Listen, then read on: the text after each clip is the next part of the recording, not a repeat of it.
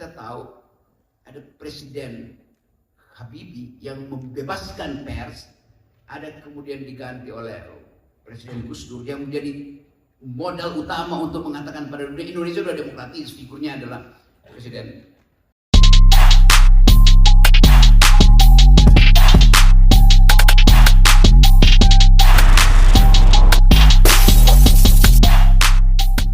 Kita lanjut ke pertanyaan selanjutnya tadi, silakan.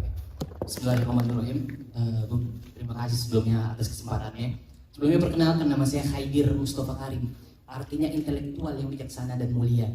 Artinya itu doa dari orang tua saya agar saya berintelektual. Tapi bukan hanya berintelektual, tapi bijaksana dan mulia. Sebelumnya saya sangat mengagumi Bung Rocky. Tapi bukan rasa kagum itu yang menghantarkan saya ke sini, tapi justru rasa sakit. Rasa sakit dipukul oleh kalimat-kalimat Bung Rocky. Ketika minggu lalu saya menonton di Maiyah Kenduri video Bung Rocky. Sebelumnya saya belum kuliah di sini Bung Rocky, karena saya masih 18 tahun. Saya hanya kuliah dari video-video Bung Rocky.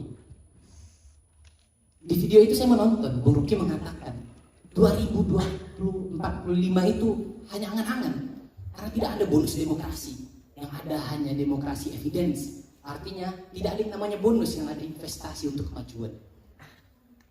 Oleh karena itu ketika saya sakit, saya periksa dulu sebelum datang ke sini Bung Rocky. Ternyata saya ada masalah lambung. Untungnya bukan asam sulfat yang ada di lambung saya, tapi terlalu banyak makan kebab Turki. Oke, sebenarnya ini pertanyaan yang ingin saya ajukan dari teman Turki saya. Dia bertanya, Bang Rocky, Soekarno, presiden pertama kamu, mengatakan, beri saya 10 pemuda akan saya guncang dunia. Lalu apa maksud itu? Karena bahasa Turki saya masih jelek, saya tidak menjawab, tapi saya menjawab dengan singkat, Bung Rocky. Presiden saat ini cukup dengan 1 pemuda mampu menguncang Mahkamah Konstitusi.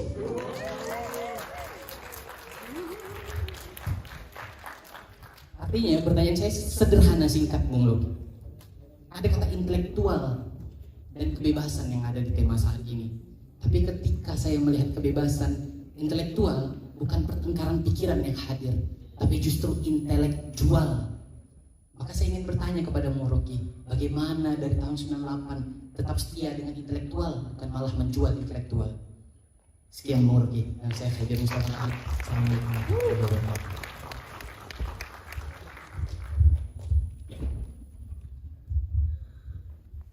Kalau Anda lihat, coba saya terangkan genealogi of the intellectual. Ini buat bantu teman-teman yang lagi nulis tesis atau disertasi. Kita, bangsa ini pernah kehilangan kemampuan intelektual ketika pemikir-pemikir awal, mungkin setelah 1928, ditangkap Belanda. Hatta dibuang ke Bigol, Soekarno dibuang ke Bengkulu, Sultan Syahrir ditahan di Banda Neira, segala macam.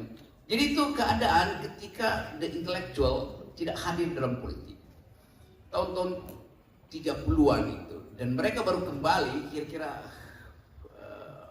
awal tahun 40-an untuk merancang kemerdekaan. Jadi kehidupan intelektual kita pernah kosong sehingga masuk fasisme yang memberangus segala macam hal yang berbau gagasan itu. Fasisme Jepang terutama tidak memungkinkan pikiran itu ditumbuhkan. Bagaimanapun ketika Belanda menjajah kita itu, kaum liberal Eropa, kaum liberal Belanda mulai menyadari bahwa mereka berutang pada Indonesia karena mengeruk sumber daya kita, lalu mereka balikin dalam bentuk pendidikan yang kita sebut sebagai politik etis. Maka dibikin sekolah-sekolah. Itu terjadi karena ada perubahan politik di Nederland, bahwa Perdana Menteri parlemen dikuasai oleh kaum liberal yang tidak menghendaki Belanda itu menjadi negara kolonial. Karena itu ada politik etis, maka tumbuh sekolah-sekolah, lalu banyak tokoh dibawa ke Belanda untuk belajar. Walaupun kita tahu dia tetap memeras sumber daya kita, tapi ada tukar tambahnya kira-kira. Setelah itu masuk zaman kemerdekaan, balik kalangan ini mulai mendesain konstitusi kita. konstitusi kita yang kita sebut Undang-Undang 45 dihasilkan oleh perdebatan panjang di parlemen waktu membuat konstitusi. Idenya sederhana. Negara ini mau dibasiskan pada apa? Ada yang menganggap bahwa negara ini mesti berbasis pada Islam. Ada yang menganggap negara ini balik pada sistem kesultanan kerajaan. Ada yang menginginkan republik, ada yang menginginkan demokrasi segala macam. Tetapi perdebatan itu begitu tajam sehingga kita merasa gila ya. Pemikir-pemikir awal negeri ini, the founding person, jangan bilang founding father, sekarang di situ ada perempuan. The founding person atau founding parents kita berpikir maksimal tentang negara dan ditemukan formulasinya itu. Bahwa negara ini didasarkan pada kedaulatan rakyat, bukan kedaulatan Tuhan, bukan kedaulatan raja, bukan kedaulatan sultan. Itu dasarnya kenapa kita menganggap bahwa dimensi kedaulatan rakyat kita pilih secara rasional pada waktu itu. Bukan sekedar supaya kita hidup setara, tapi juga untuk memperlihatkan pada dunia bahwa kita mampu untuk mengkonsumsi ide-ide besar dunia tentang demokrasi, tentang kemajemukan segala macam. Dan pada waktu itu ada kesepakatan, oke, sama-sama demi ide republik yunto demokrasi, kita hidupkan wacana perdebatan intelektual. Kalangan Islam memberi kondisi yang bagus bahwa oke, kami tidak memaksakan negara Islam karena itu sila pertama Pancasila yang bunyi awalnya dalam Piagam Jakarta, ketuhanan yang Maha Esa dengan kewajiban menjalankan syariat Islam bagi pemuluh-pemuluhnya. 7 kata itu dengan kewajiban menjalankan syariat Islam dihapus, diganti dengan yang Maha Esa.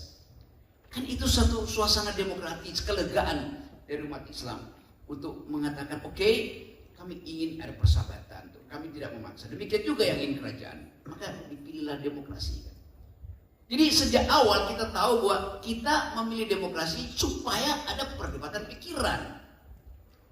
Perdebatan itu masih sampai bahkan ketika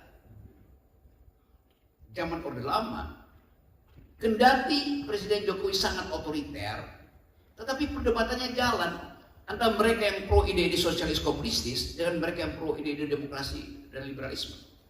Antara Mani Kebu dengan koran rakyat itu, suara ya koran PKI, terjadi perdebatan sehingga timbul percakapan intelektual.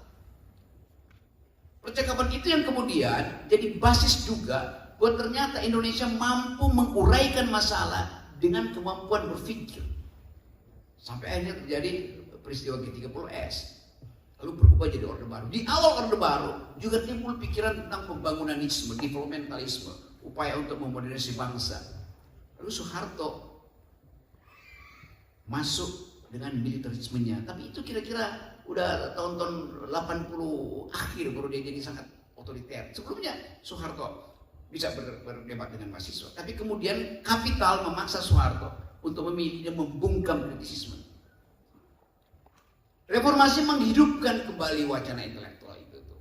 Jadi partai-partai politik dibuka, tokoh-tokoh intelektual masuk dalam partai, diucapkan kembali janji untuk menghasilkan pikiran. Sampai akhirnya kita tahu ada Presiden Habibie yang membebaskan pers, ada kemudian diganti oleh Presiden Gus Dur yang menjadi modal utama untuk mengatakan pada dunia Indonesia sudah demokratis. Figurnya adalah Presiden Gus Dur. Lalu Gus Dur digantikan oleh Megawati. Megawati tidak pernah jadi presiden karena dipilih, dia menggantikan aja. Lalu digantikan SBY. SBY kemudian diingat sebagai orang yang nggak pernah memenjarakan lawan politiknya tuh. Dunia anggap Indonesia sudah masuk dalam ide demokrasi. Lalu masuk Jokowi, kemudian demokrasi berhenti lagi karena cawe-caweknya kan.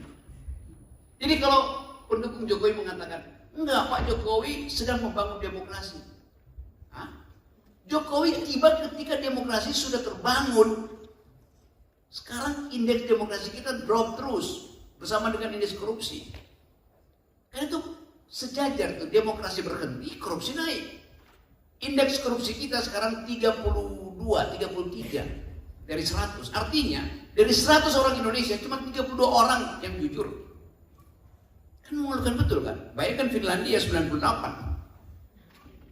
Jadi semua orang Indonesia memang korup, apalagi pejabatnya.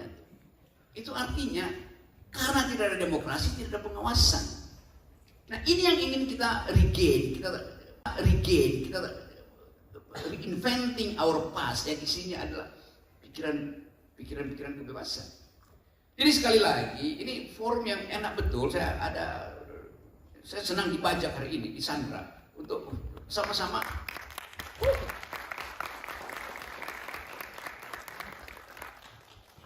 bicara dengan teman-teman di sini tentang masa depan kita, masa depan Anda sebetulnya. Jadi sekali lagi itu dasarnya kenapa kita harus terus mengupayakan modal kecil yang sudah diucapkan oleh teman-teman mahasiswa dari sini.